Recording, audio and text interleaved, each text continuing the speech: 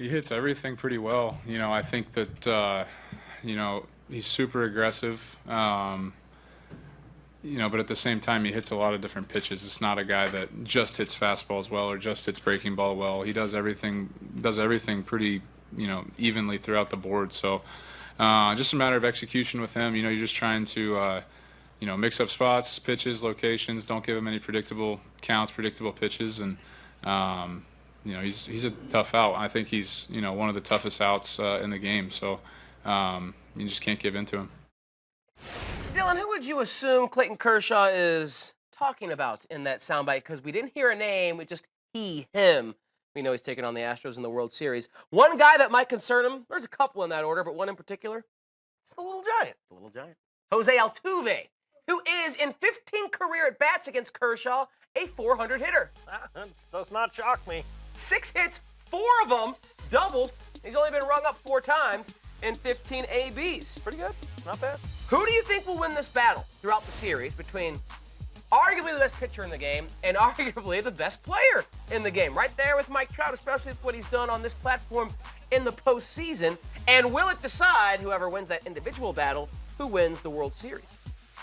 I think Altuve wins this battle. There's few battles Altuve has lost over the course of this season, or really the better part of the last 4 seasons, 200 hit seasons, every one of them, 3 batting titles. You guys know all about that. That's what makes this World Series so fun, seeing best on best. Yeah.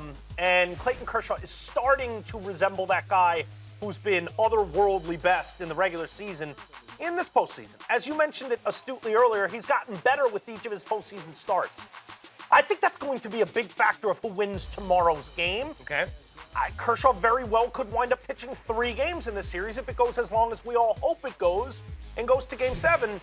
So that matchup within itself, within the larger matchup, is going to be huge. I'm not going to say it's going to decide the whole thing, but I think Altuve is going to have a huge World Series, and I think that's part of the reason why the Astros are going to win the Fall Classic. For me, it's so funny, and as a baseball fan, I wanted to ask you about this. So much of the little battles of pitcher and hitter is that deception, is that sort of that chess match. Right. You don't know what I'm going to do. I don't know what you're going to do.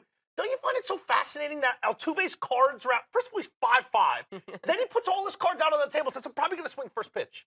I'm almost definitely going to swing. I'm going to be ultra aggressive first pitch. Talk about giving an ace up to an ace in Clayton Kershaw. The fact that Kershaw can go into those at-bats and know the aggressive nature, know that he likes hitting fastball, all that stuff, and Altuve's still going to get him. You know he's going to get him. I find that so funny to me because normally from a hitter, you don't want to give up any of your tendencies. If I get ahead 2-0, I take 2 pitches no matter what. You don't want to tip your mitt that much. And from a pitcher, you really don't want to tip tendencies of, I always go first pitch fastball to righties. I always go breaking ball on 1-1. Those are things you don't want to give away. And Altuve's just so damn good. He's like, here's what I'm going to do. Try and stop it. And I think Altuve comes out on top.